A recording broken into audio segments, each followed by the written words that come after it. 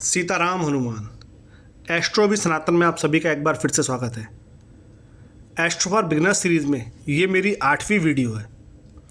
अगर आपने मेरी पुरानी 7 वीडियो नहीं देखी हैं तो पहले जाइए प्लीज़ उसे देख के आइए ताकि आप आगे की चीज़ों को आसानी से समझ सकें। वेदों के अनुसार हमें 4 पुरुषार्थ बताए गए हैं। अगर कुंडली में हमें देखना हो तो वो पुरुषार्थ इस प्रकार से हैं। पहला धर्म, दूसरा पुरुषार्थ है अर्थ, तीसरा पुरुषार्थ है काम और चौथा पुरुषार्थ है मोक्ष। अगर हम इसे डिटेल में समझें तो धर्म को आप ऐसे समझिए, जिसकी कुंडली में धर्म का पुरुषार्थ सबसे अधिक होता है वो अपने जीवन में वास्तविक स्वरूप को समझता है और मानवता के कल्याण के लिए कार्य करता है। वो अपने धर्म के लिए आखिर तक लड़ता है और धर्म पे ही चलता है। दूसरा पुरुषार्थ है अर्थ, मेहनत करके धन कमाना और अपने चाहने वालों का पेट भरना।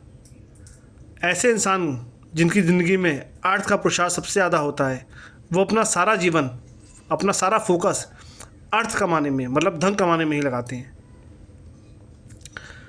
तीसरा पुरुषार्थ है काम। इन 2 पुरुषार्थों के साथ हमारे शरीर में कुछ इंद्रियां होती हैं। जब वो इंद्रियां हमें अपने कंट्रोल में ले लेती हैं तो हमसे चाहते ना चाहते हुए भी कुछ ऐसी घटनाएं हो जाती हैं जो हमें अपने जीवन में नहीं करनी चाहिए।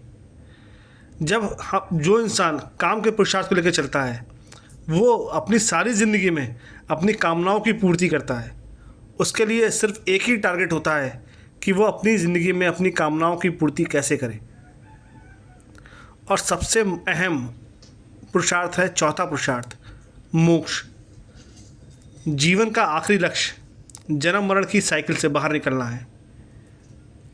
हम जन्म लेते हैं, अपने ज़िंदगी के कुछ ऐसे कर्म करते हैं और उस कर्म के फल हमें मिलते हैं। कभी कभी ऐसा होता है कि वो जीवन जब ख़त्म होता है तो उसके कर्म जो हमने किए हैं उसके फल हमें इस जीवन में ना मिलके हमारे अगले जीवन में कंटिन्यू हो जाते हैं।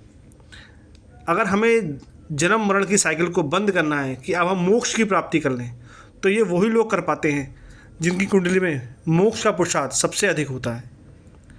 अगर हम कुंडली में देखें कि कौन सा व्यक्ति किस पुरुषार्थ को लेकर जन्म ले रहा है तो हमें कुंडली में देखना होता है कि उसके सबसे ज़्यादा ग्रह किस पुरुषार्थ में है।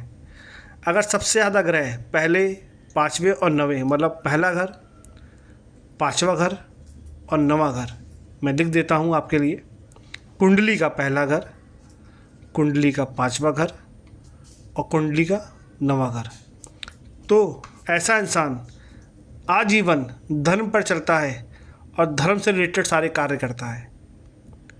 जिसकी ज़िंदगी में अर्थ का पुरुषार्थ, मतलब भाव नंबर 2, 6, 10, भाव मतलब कुंडली के घर नंबर 2, नंबर 6 और नंबर 10, जिसकी कुंडली में सबसे ज़्यादा ग्रह पहले, दूसरे घर में, 6ठे घर में और 10वें घर में होते हैं, ऐसा इंसान आजीवन अपना सारा फोकस अर्थ पे रखता है। उसका काम ही होता है कि वो अर्थ कमाए और अपने परिवार का अच्छे से पालन पोषण करे और उनकी इच्छाओं की पूर्ति कर सके। तीसरा पुरुषार्थ है काम, जिसकी कुंडली में 3, 7 और 11 भाव में, तीसरा भाव, 7वां भाव और 11वां भाव सबसे ज़्यादा ग्रह होते हैं। वो इंसान आजीवन अपनी इच्छाओं की पूर्ति, अपनी इंद्रियों की पूर्ति में लगा रहता है। उसका काम ही होता है कि वो अपने काम की पूर्ति को पूरा करे। और जिस इंसान की कुंडली में मोक्ष का भाव 4, 8, 12 में सबसे ज़्यादा ग्रह होते हैं, वो आजीवन सिर्फ उसका एक काम होता है कि मैं कैसे ऐसा क्या काम करूं कि मुझे मोक्ष की प्राप्ति हो जाए। वो इंसान अध्यात्म से जुड़ता है और इस मोह माया की दुनिया को छोड़ना चाहता है। वो घर होते हैं चौथा घर, 8वां घर और 12वां घर। तो इस तरीके से हम किसी की कुंडली देख के बता सकते हैं कि उसकी कुंडली में कौन सा पुरुषार्थ सबसे ज़्यादा है, वो किस पुरुषार्थ को लेकर जन्म लिया है।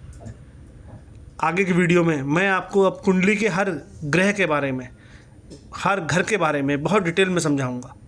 तो बने रहिएगा एस्ट्रो भी सनातन में। सीताराम हनुमान।